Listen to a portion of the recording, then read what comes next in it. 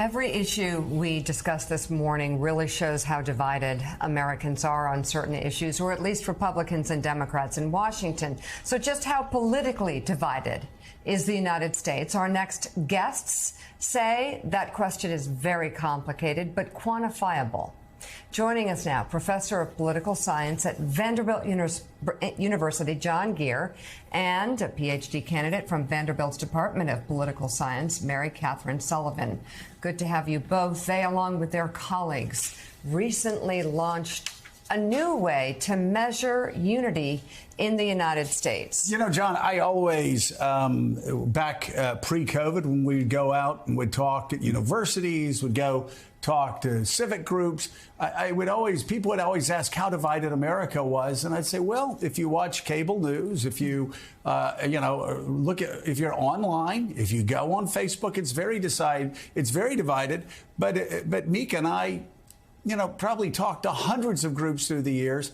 And we say the same thing in Demopolis, Alabama, as we say on the Upper West Side of New York. And people agree on the most part. They agree on like 80% of the things we talk about. We don't see that massive division. What did you find? Well, we found very consistent with what you just reported. I mean, the country, first of all, has always had some division, right? Democracy is about adjudicating those disagreements, and that's very much what we find. So we've always had disagreements. We've never been fully unified. And when you take a look at the data, there's some reason for optimism. I mean, that's partly what we're trying to do here at Vanderbilt, is to inject evidence into the conversation about all these matters rather than just relying on ideology and hyperbole. And when you take a look at it, you peel back the layers, it's a better story than you think. It's not a great story. There's been decline in the amount of unity in the country for sure over the last 40 years. But, there's some reasons for optimism. And certainly that's what myself and Mary Catherine set out to figure out. So, Mary Catherine, explain how you gauge this. So our goal was really not to quantify the level of policy disagreement that's kind of inherent to politics, but rather to sort of speak to the extent Americans have, a shared trust and belief in our American institutions. So to do this, we kind of aggregated data, including, the share of Americans that strongly disapprove of the president, the share of Americans that identify with the political extremes, so say they're extreme liberals or extreme conservatives, the level of civil unrest and mass protest, the level of congressional polarization, and then the extent Americans kind of report trusting one another.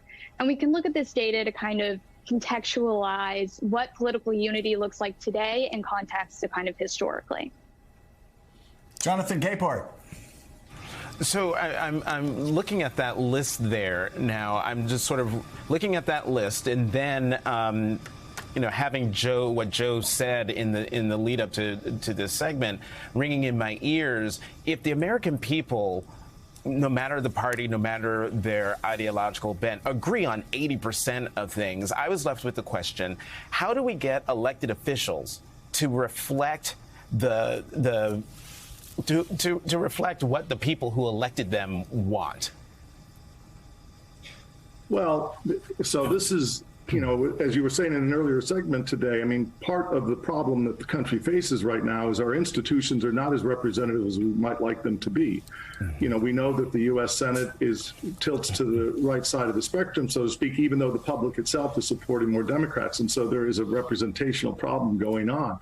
But it's also true that this country was set up for slow change. That is, that Madison had a plan, and the plan was to make sure that there were lots of hurdles before anything was passed.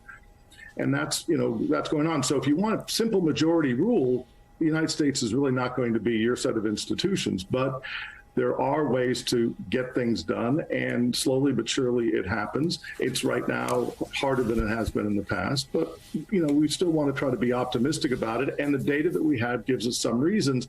And at the end of the day, the key thing is that both parties have to see it in their electoral interests. And right now, that's just not the case, sadly. Claire, there's such a massive divide, Claire, between where America is, if you look at us economically, If you look at us militarily, if you look at our impact across the world culturally, if you look at our impact technologically, if you look at what happens from Silicon Valley to Wall Street, business-wise, we're still a very vital nation.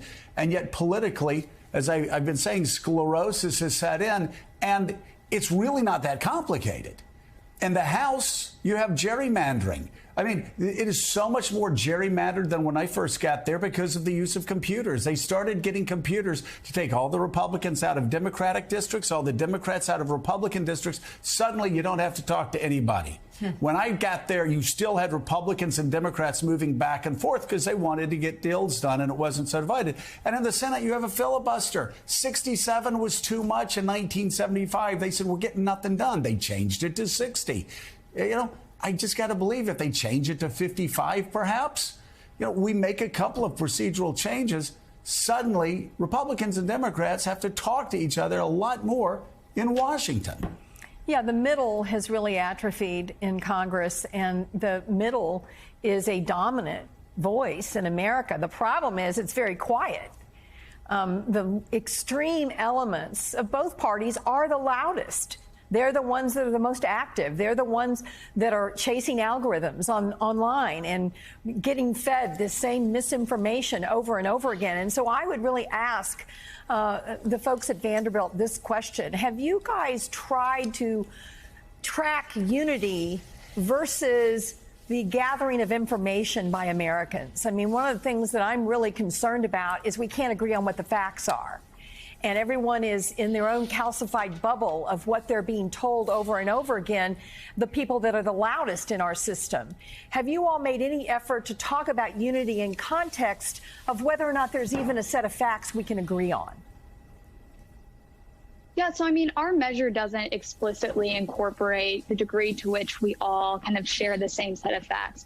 I think it's certainly true that, we do see political unity declining after 1995, corresponding with, the rise of cable news, and continues to decline as, social media really picks up.